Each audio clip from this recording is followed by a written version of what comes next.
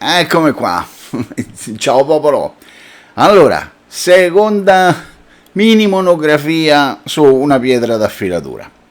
Avete già visto dal titolo, anche questa volta pietra da finitura, e mi sono voluto divertire un attimo. Allora, questa è la prima di quelle che io chiamo le tre sorelle, perché sono pietre che vengono da tre cave molto vicine tra di loro, che ricadono sulla stessa Naori, sulla stessa vena, per cui, come ho voluto scherzare nel titolo, forse ce l'hai e non lo sai. Parliamo della Narutaki.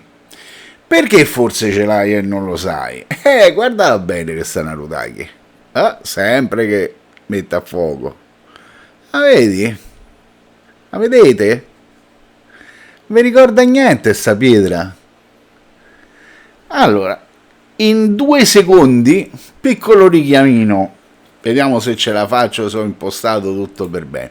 Ecco qua lo schermo, vediamo se riesco a ingrandire un po' l'area che ci interessa. Aspettate, un po' di pazienza, lo so, io non so uno di quelli professionisti che gli riesce, ma comunque dai, adesso si vede. Guardate, questo è il famoso Atagoyama, no? Il monte Atago, quello che è a nord di Kyoto. Kyoto sta qua giù, non so, spero che riusciate a seguire i movimenti del mouse. Allora, monte Atago, le famose miniere a est. Qui passa la Naori, la vena. Allora, vedete dov'è Nakayama? La famosa... Vedete i kanji, li avete visti in 100.000 annunci.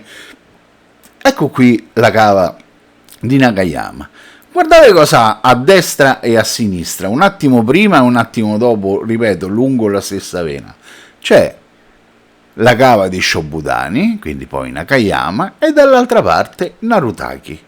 Le vedete? Narutaki, Nakayama, Shobudani, eccole qua, stanno tutte. Ecco, ho cerchiato un attimo l'area, vedete? Stanno una in fila all'altra lungo la stessa vena. Il materiale che si estrae geologicamente è quello. E quindi tra le tre cave, un attimo, rileviamo sta cartina, aiuto. Eccomi qua.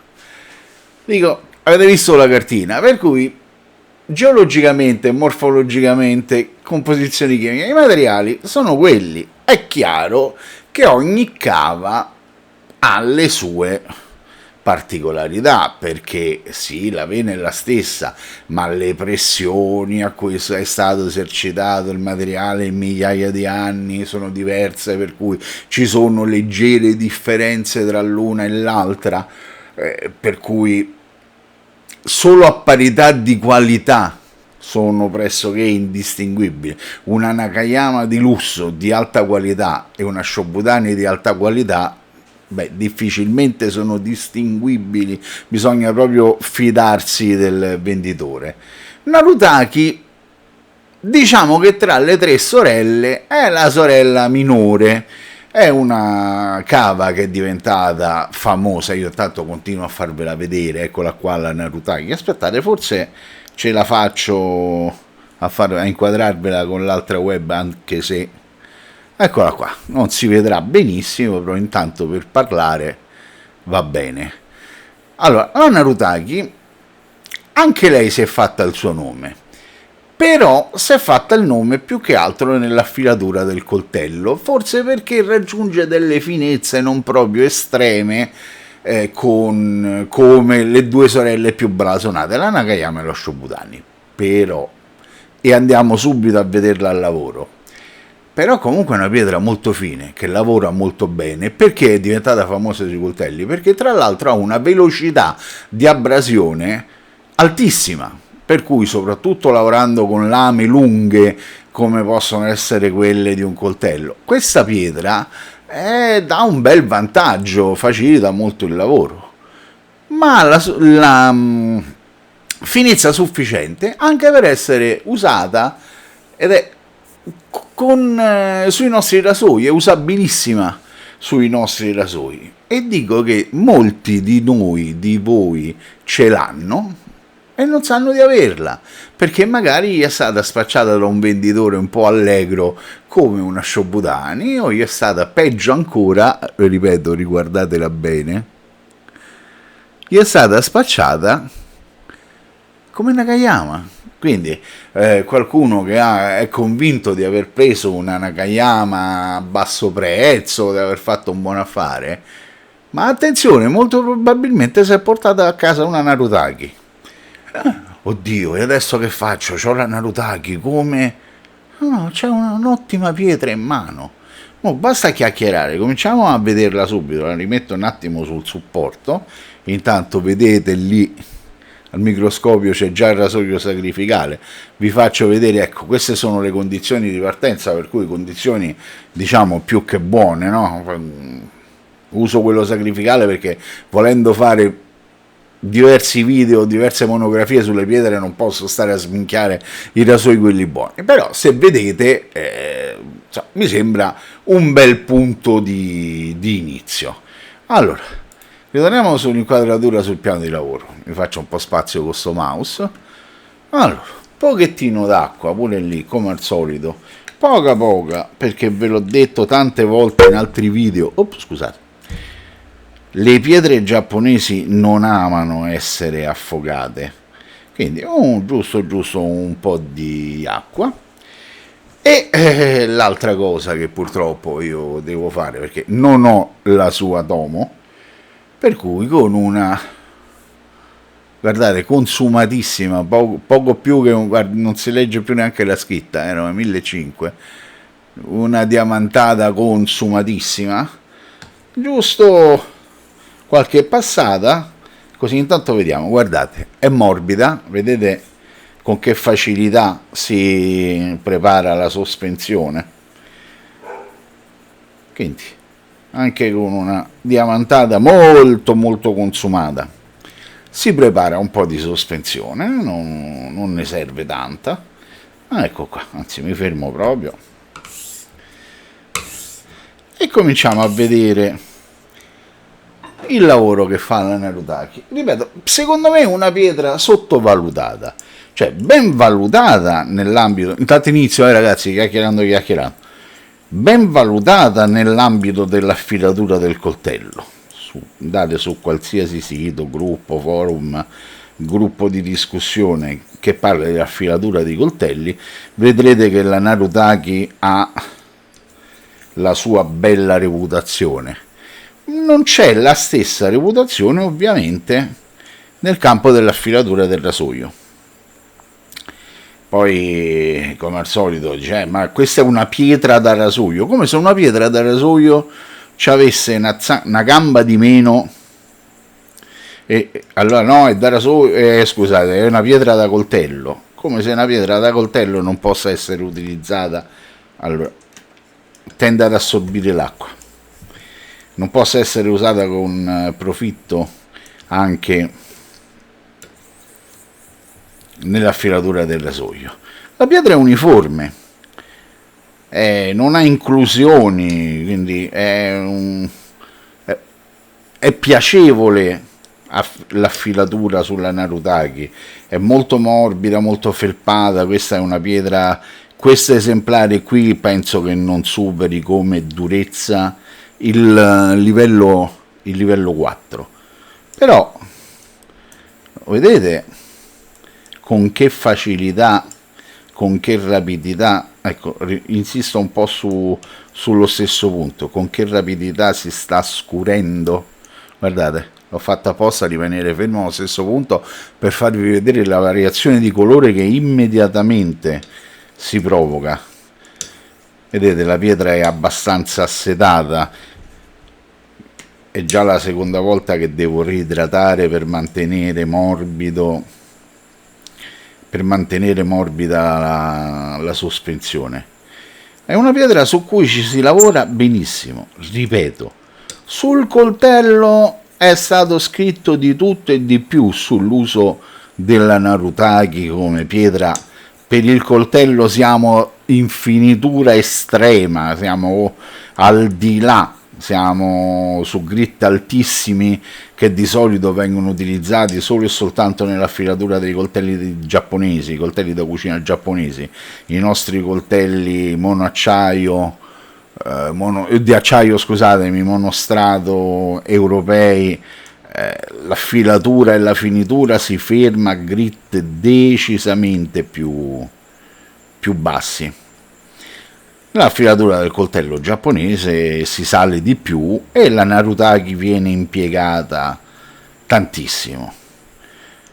Dice, ma il rasoio? Allora, il rasoio non è la finitura estrema, è un'ottima finitura. Io non voglio paragonarla a nessuna pietra europea perché se no adesso scateno le guerre di religione, però se voi immaginate una pietra europea abbastanza morbida, non durissima, che lavora bene con la fanghiglia, che mano a mano che la fanghiglia viene diluita aumenta anche la finezza, bla bla bla e bla bla bla, forse avete già capito il paragone con quale pietra potrebbe essere. La Narutaki è una pietra polivalente. Io guardo, anzi mi fermo proprio perché sennò sembra che sia una pietra lenta che ha bisogno di chissà quante ore per poter aspettate, ho pulito il rasoio ma forse era meglio passarci un po' d'acqua.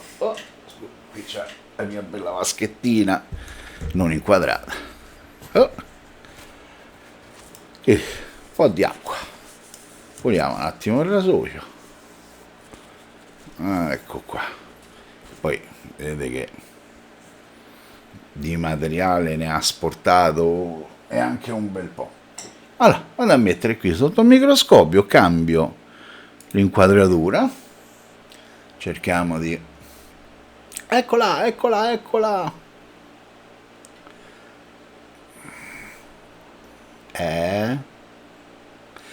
Aspettate che voglio cercare di migliorare la messa a fuoco sul filo, perché è quello l'importante di tutto il discorso, se no poi qui si vanno a reinnescare. Aspettate che non è facile, perché diciamo che forse cieco come sono per me è a posto. No, stavo controllando sulla ghiera qui del microscopio, sono 240 ingrandimenti. Il bevel è molto alto perché è quello del gold dollar, quindi già 240 ingrandimenti riempie tutta l'inquadratura. Quindi sul livello di finitura bella, fine, estrema, sì, adesso guarda, vi faccio sfogare, ditelo subito. La finitura satinata è una finitura ruffiana perché imbroglia una finitura coprente. D'accordo, a noi non ci importa niente che il bevel sia liscio o non sia liscio, sia segnato o non sia segnato. Dal punto di vista prettamente estetico, è comunque una bellezza, perché comunque è una soddisfazione vedere una pietra che assolutamente non graffia, quindi una pietra, perché ripeto è una pietra morbida. Questa sarà ripeto, di durezza forse un livello 4, magari ve la spacciano per 4,5 per mettere quel più, ma un livello 4, ma è un livello 4 morbido, quindi, ma fine, estremamente fine, per cui intanto la satinatura, guardate il livello della satinatura che ha fatto, ma soprattutto guardate il bevel, guardate il filo, non lo guardate più il bevel, guardate il filo. Ha 240 ingrandimenti, ma ripeto, di questo non 240 ingrandimenti di quelli cinesini, pure lui potrebbe essere cinese, quelli cinesini 1000 per 3000 per e poi gli dovete levare 2 zeri a quello che è scritto sulla scatola del corpo. Vedete sto filo? Vogliamo esagerare un attimo, lo porto a 320 ingrandimenti. Ecco qua. Vado a mettere il filo al centro, cerco di riguadagnare un po' di messa a fuoco, non è facile. che poi qui basta un movimento microscopico che sballa tutto. Cioè, guardate sto filo quanto è tirato, guardate la pulizia, perché chiaramente lavorando a fanghiglia tutte le varie limature, i residui, visto che è consistente il liquido che c'è sopra la superficie della pietra, i riccioli di bava difficilmente rimangono attaccati, perché non c'è solo l'azione meccanica dell'acqua, ma è un impasto, per cui ad ogni passaggio il ricciolo viene fatto e portato via, perché passa in un liquido più denso dell'acqua assoluta. Guardate, aspettate, non è che mi sono perso, stavo guardando la registrazione, 15 minuti, quindi è veramente, una volta tanto riesco a fare un video veramente corto. Guardate, me ne vado un po' a spasso tanto per farvi vedere. Vedete, questa pure mi piace, anche se ho preso una zona di sto inquadrando un punto dove magari il filo non è proprio dei migliori, però vedete la satinatura quanto è leggera, perché sotto non c'è neanche bisogno di avere la vista di falco, si vede tranquillamente che ancora c'è segnatura sul bevel, i marchi di affilatura precedenti, guardate, stanno ancora lì, diminuiti nello spessore, addolciti, ma ecco, non è la satinatura coprente, quella che dice sì, non ti fa vedere niente, ma in realtà sotto c'è uno sproposito, c'è l'India con tutti gli indiani. Io continuo a camminare, guardate come ha lavorato sta pietra. Purtroppo le immagini dovete sempre interpretarle un pochettino, parliamo di un gold dollar che c'ha anni, che è il rasoio sacrificale per eccellenza, tutte le prove, qui dovrei riprendere la messa a fuoco, tutte le prove vengono fatte sempre con sto poverello di gold dollar. Ma comunque, ritorniamo a noi, passiamo un attimo di nuovo per la Narutaki che si sta asciugando, la vedete? I residui della fanghiglia, della sospensione creata. Ma torniamo qua, torniamo all'inquadratura principale. Allora, è chiaro adesso il discorso, per una proprio non vi voglio rompere le scatole più di tanto, eccola qua, ve la faccio rivedere la zona cerchiata, le tre sorelle poste sulla stessa diagonale, la Nakayama, la miniera di Nakayama al centro, con alla sua destra la Shobutani e alla sua sinistra la Narutaki. Confondere i materiali di queste tre miniere è un attimo, è veramente un attimo, per cui basta capitare in mano al venditore non proprio onesto che vi rifila una Narutaki al posto di una Nakayama, vi fa pagare una Narutaki che comunque, ripeto, è un'ottima pietra, quindi adesso non vi fate prendere angosce, oddio io ce n'ho una a casa, me l'hanno venduta Nakayama, ma sarà, ma non sarà, e adesso che cosa, non vi angosciate per niente, perché non è il kanji che fa la pietra è buona? Sì. Ti fa belle affilature? Sì. Ti ci sei rasato e è venuta fuori una buona rasatura? Sì. E allora, che questa si chiami Narutaki, o si chiami Shobutani, o si chiami Nakayama, ma a te che te cambia? Certo, ti rode perché hai speso soldi per comprare una cosa e te ne hanno rifilata un'altra, e quello sono d'accordo con te. Io questa l'ho comprata come Narutaki mi è arrivata, la uso tranquillamente sia sui coltelli sia sui rasoi, anche se devo dire onestamente sui rasoi la uso poco, ma la sto usando poco perché uso un altro tipo di approccio, un altro tipo di scaletta. Per me bisellatura, e questa non è una pietra da bisellatura, tutto al più un passaggio con un medio grit, e diciamo che ho dei medi grit che mi danno una bella soddisfazione. Per me il medio grit è leggermente più basso di questo, perché questo è un grit già elevato, io questo lo posso stimare tranquillamente su un 8000, ma io non so nessuno, non posso fare le stime del grado di finezza, che poi sapete che di grit sulle naturali non va parlato, non si può parlare, su una scala, su quella famosa scala da 1 a 5 giapponese, riferita alla finezza, io per me questa gli do un 5, non sarà il 5 più, il 5 più delle pietre, quelle blasonatissime, quelle che ti fanno la finitura, quella che ti fa gridare al miracolo, ma è un onestissimo 5 da una onestissima, buona, dolce, efficace rasatura. Quindi voglio dire,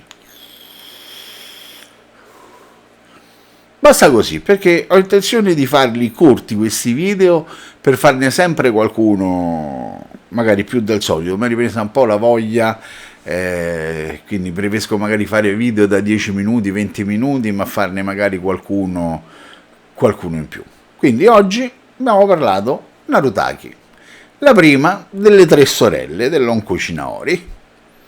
Spero che vi siate divertiti. Ovviamente adesso, avendo cominciato con la prima delle 3 sorelle, i prossimi 2 video, già sapete, saranno le altre 2 sorelle, ma che sono famosissime, per cui farò solamente degli accenni, perché il mondo è pieno di video, di post sui gruppi che parlano di Shobutani e Nakayama. Ne faccio uno piccolino anche io, tanto per rimanere. Ok, spero di non avervi annoiato troppo. Ripeto, Narutaki ce l'hai e forse non lo sai. All'opera l'avete vista, i risultati eccoli qua. Pietra, tra l'altro, dall'ottimo rapporto qualità-prezzo. Pietra che potete usare tranquillamente sui coltelli, ma va benissimo anche sui rasoi. Quindi, detto questo, intanto cerco dov'è il pulsante per spegnere la registrazione. Eccola qua. Un saluto a tutti quanti, bel ciao popolo a tutti quanti, e ci rivediamo un giorno di questi per un altro video. Ciao popolo, alla prossima!